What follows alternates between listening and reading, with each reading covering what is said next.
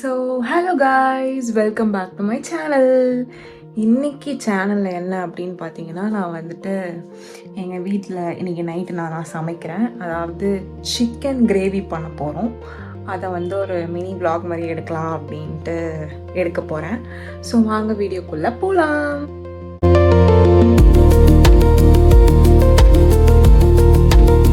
Okay guys, chicken gravy செய்யறதுக்கான எல்லாத்தையுமே நான் ரெடி பண்ணிட்டேன். அதாவது வெங்காயம் ரெடி பண்ணியிருக்கேன், 2 வெங்காயம், அதுக்கப்புறம் 2 குட்டி குட்டி தக்காளி கட் பண்ணி வச்சிருக்கேன்.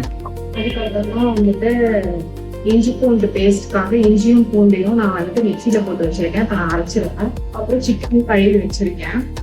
ஸோ இந்த ப்ரிப்ரேஷன்லாம் ஃபுல்லாக முடிச்சோடனே நம்ம வந்து கடாயில் வச்சு நம்ம வந்து ஆரம்பிச்சிடணும்.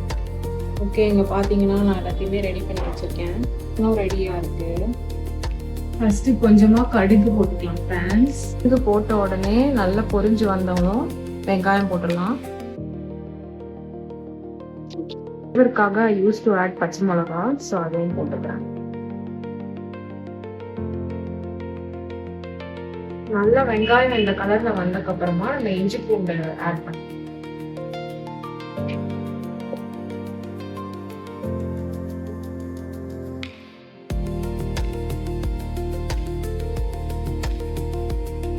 ஒரு கைப்பிடி அளவு உப்பு.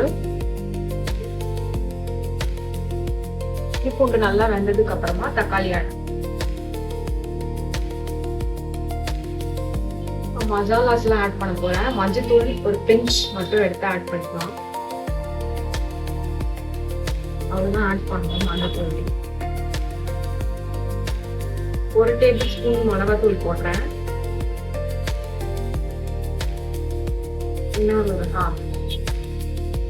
அப்புறம் கொஞ்சமா கரம் மசாலா போடுறேன் ஃப்ளேவர்க்காக.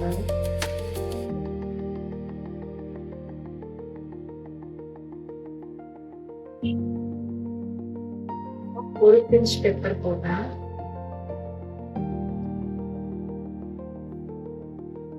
அப்புறம் ஒரு டேபிள் ஸ்பூன் பெப்பர்.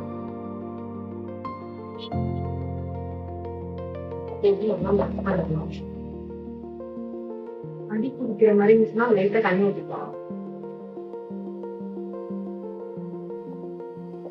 இப்போ சிக்கன் ஆட் பண்ணிக்கலாம். அதுல வாஷ் பண்ணி வச்சிருந்தேன் ஆல்ரெடி சிக்கன்.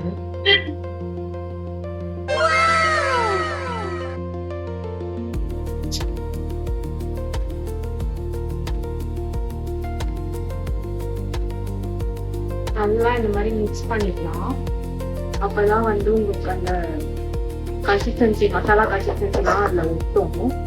இது அப்படியே 20 மினிட்ஸ் வந்து ஊற வச்சுக்கலாம். ஊற வைக்கும் போது நல்லா தண்ணி விடும். இப்போ சிக்கன்ல இருந்து நல்லா வெந்து வர்றதுக்காக தண்ணி விடணும். 1 கிளாஸ் பச்சு செமி கிரேவியா எனக்கு வேணும். அதனால நான் 1/2 கிளாஸ், இதுல வந்துட்டு 1/2 கிளாஸ் தான் நான் ஊற்றிருக்கேன். ஸோ காய்ஸ், குழம்பு வந்து கொதிச்சுட்டு இருக்கு. நீங்களே பாருங்க. நல்லா கொதி வரட்டும். நல்லா கொதி வந்து கிரேவி கன்சிஸ்டன்சில வரணும். அப்படின்ட்டு மேல டச்சிங் கப்பி இதை போகும்.